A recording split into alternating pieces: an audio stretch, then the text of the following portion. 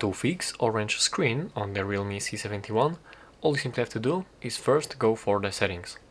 From here, go for the display and brightness, and right here as you scroll down, you will be able to find this function night light. This basically is the blue light filter, which prevents the blue light to come out of the screen and will apply this warm tint on your screen. So if you're having this orange screen right here and you don't know how to do this, how to disable it, you can simply press the switch to completely disable this night light or the blue light filter. You can additionally turn it off right here in this quick settings. Here is this switch for the night light. You can turn it off also right here.